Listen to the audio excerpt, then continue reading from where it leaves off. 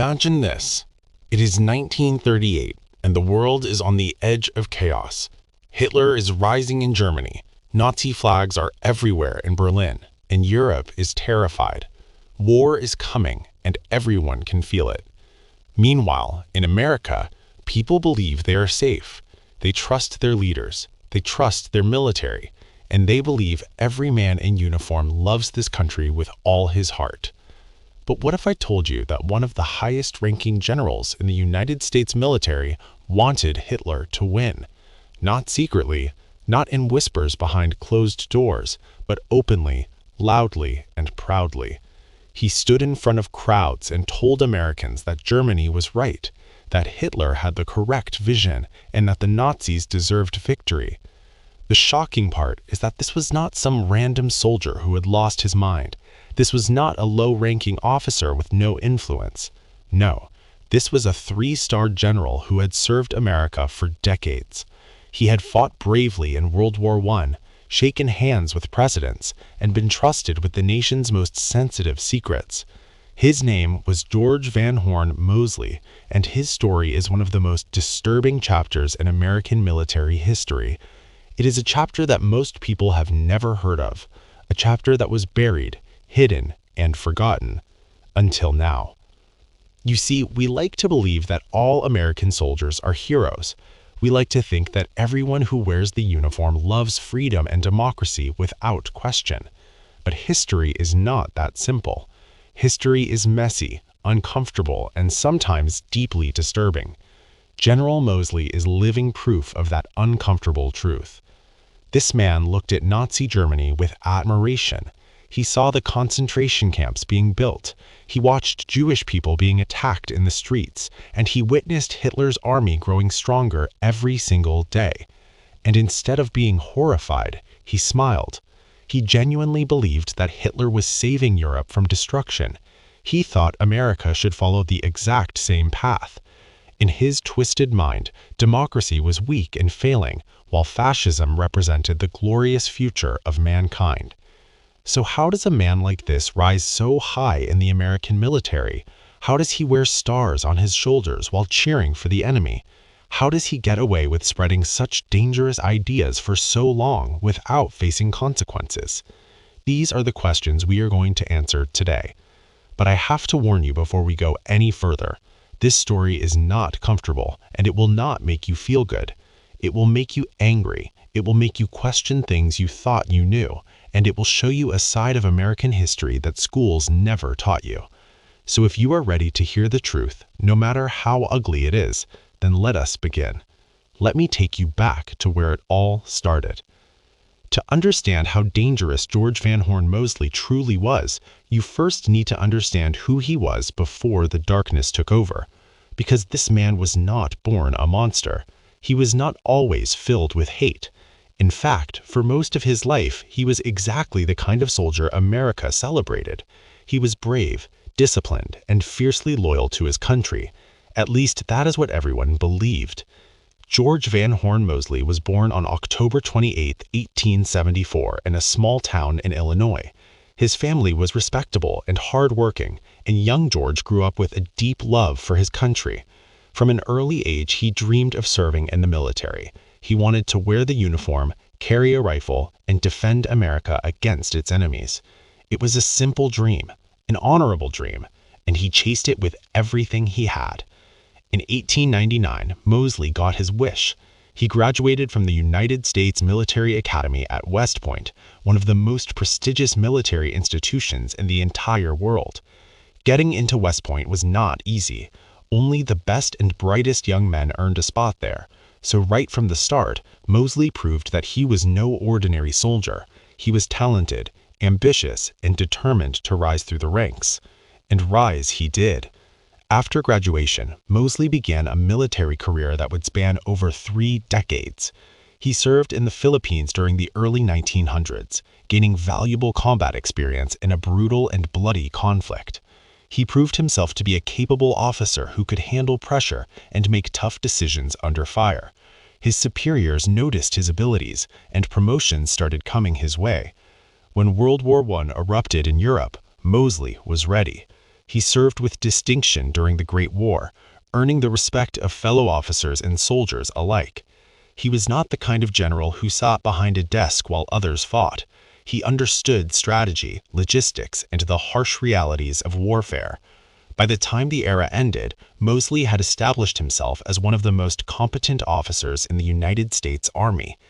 After the war, his career continued to climb. He held important positions within the military, including serving as the Deputy Chief of Staff of the United States Army. This was one of the highest positions any military officer could achieve. He was advising presidents, shaping military policy, and influencing decisions that affected millions of people. He had access to classified information, top-secret plans, and the inner workings of American defense. In short, George Van Horn Moseley was a man of immense power and influence. Everyone respected him. Everyone trusted him. He had medals on his chest, stars on his shoulders, and a reputation that seemed unbreakable. If you had asked anyone in the 1920s or early 1930s about General Moseley, they would have told you he was a true American patriot. They would have been dead wrong. Now that you know who George Van Horn Moseley was, let me show you just how high this man climbed, because his rise through the military ranks was nothing short of remarkable. He did not stumble into power by accident or luck. He earned it, step by step, year by year, through decades of service and sacrifice. And that is precisely what makes his eventual fall so shocking and so disturbing. After graduating from West Point in 1899, Moseley was commissioned as a second lieutenant in the United States Army. This was the lowest officer rank, the starting point for every young military man with big dreams.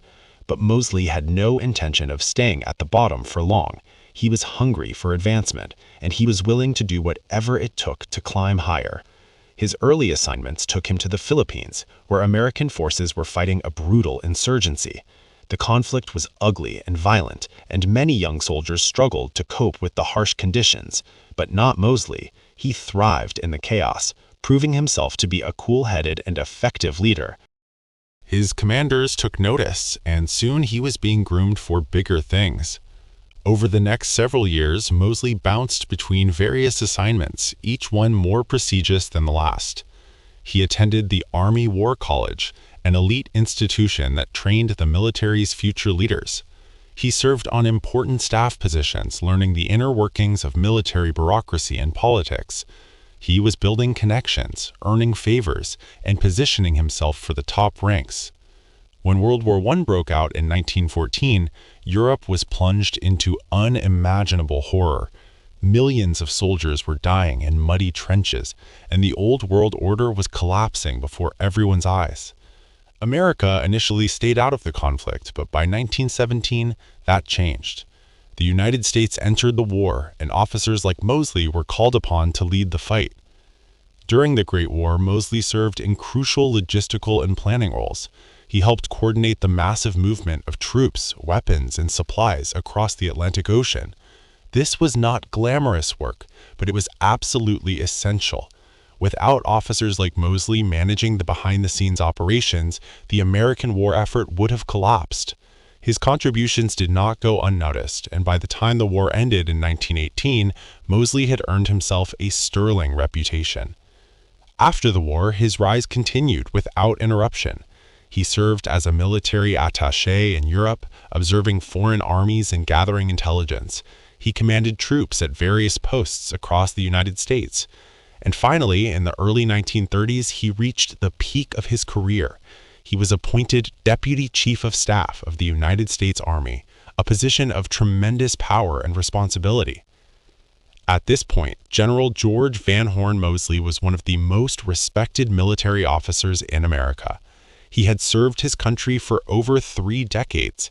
He had earned medals, accolades, and the trust of presidents. Nobody could have predicted what would come next. Nobody could have imagined the darkness hiding behind those decorated uniforms and shiny medals. So what happened? How does a decorated general, a man who served his country for over 30 years, suddenly turn against everything America stands for? What could possibly push someone like George Van Horn Moseley toward the dark ideology of Nazi Germany? The answer lies in the turbulent years of the 1930s, a decade that shook America to its very core. When the stock market crashed in 1929, the entire nation fell into chaos. Banks collapsed overnight, factories shut down, and millions of hard-working Americans lost everything they had. Bread lines stretched around city blocks, and hopelessness spread like a disease across the country. This was the Great Depression, and it changed everything. For a man like Mosley, who had spent his entire life in the structured and disciplined world of the military, watching this collapse was deeply unsettling. He saw the chaos in the streets, the failing economy, and the growing desperation of the American people. And instead of blaming the complex economic forces that caused the crisis, he started looking for someone to blame. He needed a scapegoat, someone to hold responsible for the nation's suffering. Unfortunately, Mosley found his answer in the oldest and ugliest form of hatred. He became convinced that Jewish people were responsible for America's problems. He believed that Jewish bankers had deliberately crashed the economy to enrich themselves. He thought that Jewish politicians were secretly controlling the government and undermining American values. None of this was true, of course. It was pure conspiracy theory fueled by ignorance and fear, but Mosley believed it with all his heart. Around the same time, Mosley retired from the military in 1938. After decades of service, he suddenly found himself without purpose or direction. He was no longer a general giving orders. He was just an old man watching his country fall apart. This loss of identity only deepened his bitterness and resentment. Meanwhile, across the Atlantic Ocean, Adolf Hitler was rising to power in Germany. Hitler's Nazi Party promised strength, order, and national pride. They blamed Jewish people for Germany's problems, just like Mosley was doing in America. When Mosley looked at Nazi Germany, he did not see a dangerous enemy. He saw a model to follow. He saw a leader who was willing to do whatever it took to restore his nation's greatness. This was the turning point. This was the moment when General George Van Horn Mosley stopped being an American patriot and started becoming something far more sinister. The decorated soldier was gone. In his place stood a bitter, hateful man who was about to shock the entire nation with his terrifying beliefs. Now we arrive at the darkest part of this story, the part that will make your blood boil and your stomach turn. Because what George Van Horn Mosley believed was not just controversial or politically incorrect. It was pure, undisguised hatred. It was the same poisonous ideology that was destroying millions of lives across Europe. And this man, this decorated American general, embraced it completely. Let me be very clear about what Mosley actually believed. He was not just skeptical of certain policies or critical of certain politicians. He was a full-blown anti-Semite who hated Jewish people with a burning passion. He genuinely believed that Jews were the root cause of every problem facing America and the world. In his twisted mind, Jewish people were not human beings deserving of dignity and respect. They were enemies who needed to be stopped by any means necessary. Mosley did not hide these beliefs in private conversations or secret meetings. He shouted them from public platforms for everyone to hear. In speeches across the country, he declared that Jewish people were parasites destroying American society. He claimed that Jewish bankers had deliberately engineered the Great Depression to weaken the nation. He accused Jewish politicians of infiltrating the government and pushing America toward unnecessary wars. But his hatred did not stop at words. Mosley actively promoted policies that mirrored what the Nazis were doing in Germany. He called for stripping Jewish immigrants of their rights and deporting them from American soil. He suggested that Jewish people should be marked and monitored by the government. He even praised the Nuremberg laws, the horrific Nazi legislation that strips German Jews of their citizenship and basic human rights. When asked about these laws, Mosley did not condemn them. Instead, he said America should consider implementing something similar. And then there was his open admiration for Adolf Hitler himself. While most Americans viewed Hitler as a dangerous dictator threatening world peace, Mosley saw him as a visionary leader. He praised Hitler's strength and decisiveness. He admired how Hitler had restored German pride and crushed those he considered enemies of the state. In Mosley's eyes, Hitler was doing exactly what needed to be done, and America was foolish for opposing him. Perhaps the most chilling aspect of Mosley's beliefs was his view on the coming war. As tensions escalated in Europe and World War II approached, Mosley made his position absolutely clear. He believed that Germany deserved to win. He argued that America had no business fighting against Hitler and that the Nazis were actually defending Western civilization against dangerous forces. He wanted America to stay out of the war entirely, or even worse, to side with Germany against the Allies. Think about that for a moment. A three-star general who had served America for over 3 decades was openly cheering for Nazi Germany. He wanted the same regime that was building concentration camps and planning genocide to emerge victorious. He wanted Hitler to conquer Europe and reshape the world according to Nazi ideology. This was not patriotism. This was not conservatism. This was treason of the soul, a complete betrayal of everything the American flag was supposed to represent. What makes George Van Horn Mosley even more dangerous was his complete lack of shame. Most people with such hateful beliefs would hide them carefully, whispering only to trusted friends behind closed doors, but not Mosley. He wanted the whole world to know exactly what he believed, and with his reputation as a decorated general, people actually listened. After retiring from the military in 1938, Mosley launched what can only be described as a hate-filled public campaign. He traveled across the country, giving speeches at rallies, clubs, and public gatherings. He appeared before veterans groups and patriotic organizations, using his military credentials to give his poisonous ideas an air of legitimacy. When General George Van Horn Mosley stepped onto a stage, people paid attention. After all, this was a man who had served presidents and led armies. Surely he must know what he was talking about, right? His speeches were filled with venom and conspiracy theories. He warned audiences that America was being destroyed from within by secret enemies. He claimed that Jewish people were plotting to drag America into a war that would only benefit them.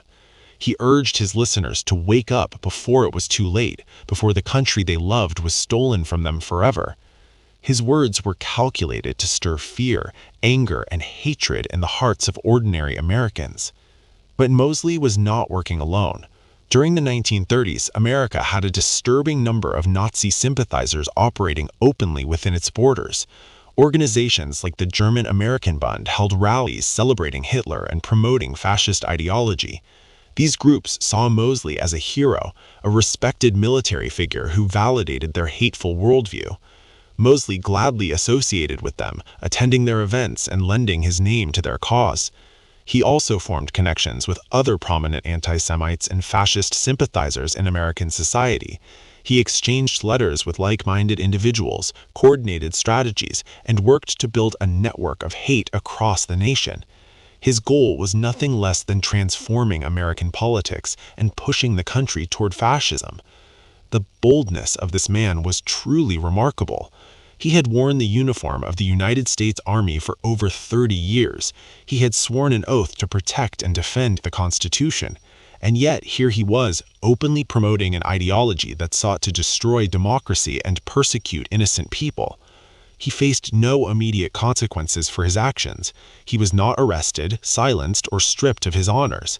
For a while, it seemed like Mosley could say whatever he wanted without any repercussions.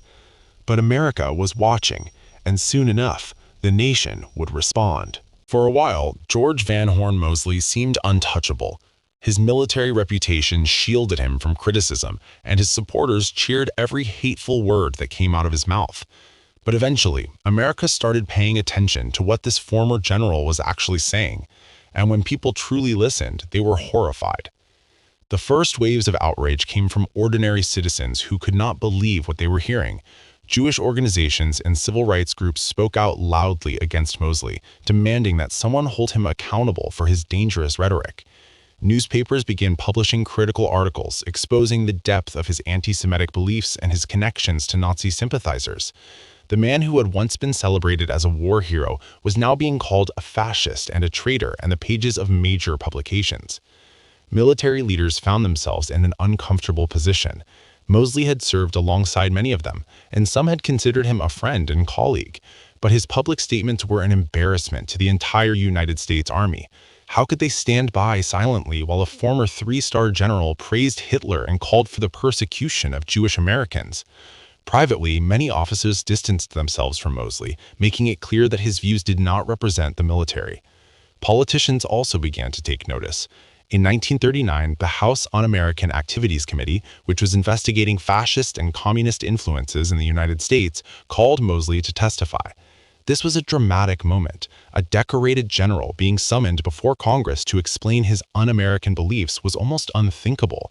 Yet there he was, sitting before lawmakers being questioned about his ties to Nazi organizations and his hateful public statements. During the hearings, Mosley remained defiant. He did not apologize or back down from his positions. Instead, he repeated his conspiracy theories and defended his admiration for Nazi Germany. He seemed to believe that he was the true patriot and that everyone else was blind to the dangers facing America. His arrogance shocked many who watched the proceedings. The hearings did not result in criminal charges against Mosley. He had not technically broken any laws, and free speech protections made prosecution difficult, but the damage to his reputation was severe. The man who had once commanded respect now commanded only disgust. The public had finally seen who George Van Horn Mosley truly was, and they did not like what they saw. After the congressional hearings, George Van Horn Mosley's world began to crumble around him. The man who had once stood at the peak of American military power now found himself isolated, disgraced, and abandoned by almost everyone who had once respected him.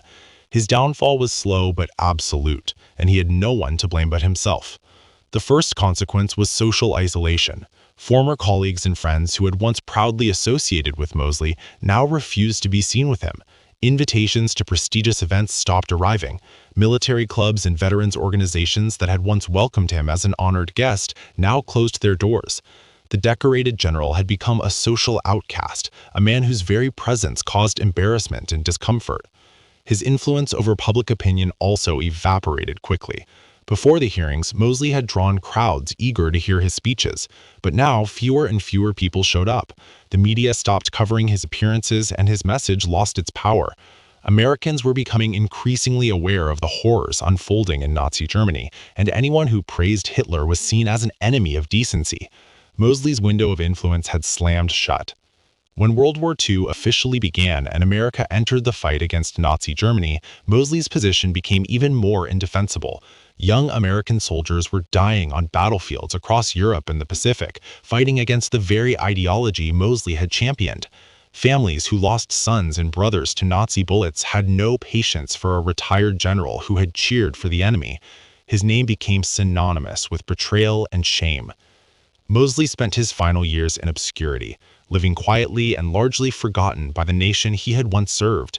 There were no grand ceremonies honoring his military career, no statues erected in his name, no schools or buildings bearing his legacy. History had already passed its judgment on him. When he died in 1960, his passing attracted little attention. The newspapers that once covered his speeches and controversies barely mentioned his death. The world had moved on and left him behind. In the end, George Van Horn Mosley got exactly what he deserved. Not imprisonment or execution, but something almost worse for a man who craved attention and influence. He got silence, he got irrelevance, he got forgotten, and that was his true punishment. Here is the uncomfortable truth that most Americans never learn in school. George Van Horn Mosley was not some lonely madman shouting into the void. He was part of a much larger movement, a dark chapter in American history that has been deliberately forgotten and buried. During the 1930s, fascism and Nazi sympathy were far more common in the United States than anyone today wants to admit.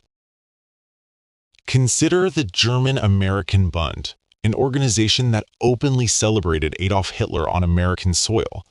At its peak, the Bund had tens of thousands of members across the country. They wore Nazi-style uniforms, marched through American streets with swastika flags, and held massive rallies praising the Third Reich. In 1939, the Bund organized a rally at Madison Square Garden in New York City that attracted over 20,000 attendees. 20,000 Americans gathered under a giant portrait of George Washington flanked by Nazi banners, cheering for fascism in the heart of the nation's largest city. But the Bund was not alone. Father Charles Coughlin, a Catholic priest with a popular radio program, reached millions of listeners with anti-Semitic conspiracy theories and pro-fascist messages. Charles Lindbergh, the famous aviator and American hero, publicly praised Nazi Germany and warned against fighting Hitler. Prominent businessmen, politicians, and intellectuals expressed admiration for Mussolini and Hitler, arguing that democracy was weak and outdated. Fascism was not a foreign threat lurking across the ocean. It was growing right here in American homes and communities. This history matters because it shatters a comforting myth. We like to believe that America has always stood firmly against tyranny and hatred. We tell ourselves that fascism was a European disease that could never infect our shores. But the truth is far more complicated. Given the right circumstances, the right fears, and the right scapegoats, ordinary Americans proved themselves capable of embracing the same hateful ideologies that destroyed Europe. Why does this matter today? Because history has a habit of repeating itself when we refuse to learn from it. The conditions that allowed fascism to flourish in the 1930s, economic hardship, social division, fear of outsiders, and distrust of institutions, have not disappeared. They return in different forms, wearing different masks, speaking different languages. And unless we remember what happened before, we risk making the same terrible mistakes again.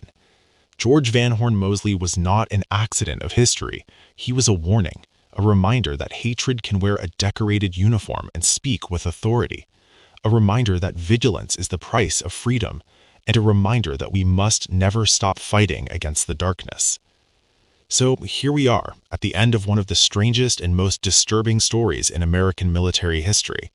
The story of a man who had everything: respect, power, medals, and the trust of an entire nation. And yet he threw it all away for hatred, bitterness, and a poisonous ideology that history has rightfully condemned. George Van Horn Moseley could have been remembered as a hero. He could have retired quietly and enjoyed the respect he had earned through decades of service. His name could have appeared in history books as an example of dedication and patriotism. Instead, he chose a different path. He chose hatred over honor, conspiracy over truth, and fascism over freedom. And because of that choice, his legacy is nothing but shame and disgust. But this story is not really about one man. It is about something much bigger and much more important. It is about the fragility of democracy and the constant threat posed by those who would destroy it from within. Moseley was not some foreign enemy invading our shores. He was an American, born and raised, who turned against his own country's values. That is the truly terrifying part of this story. The enemy does not always come from outside. Sometimes the enemy wears our uniform and speaks our language. What can we learn from all this? First, we must never blindly trust authority. Medals and titles do not make someone a good person. Power can corrupt even the most decorated individuals. Second, we must remain vigilant against hatred in all its forms. Anti-Semitism, racism, and fascism did not die with World War II. They simply went into hiding, waiting for the right moment to resurface. Third, we must study history honestly even when it makes us uncomfortable. Burying the past does not erase it. It only allows the same mistakes to happen again. So what can you do? Stay informed, question what you hear, stand up against hatred whenever you see it. Teach your children the true lessons of history, not the sanitized version that makes everyone feel comfortable. Democracy is not guaranteed. It survives only because ordinary people choose to defend it every single day. George Van Horn Moseley wanted Hitler to win. Hitler lost. Moseley was forgotten, and America, despite its flaws, still stands. Let us make sure it stays that way. Thank you for watching. Never forget,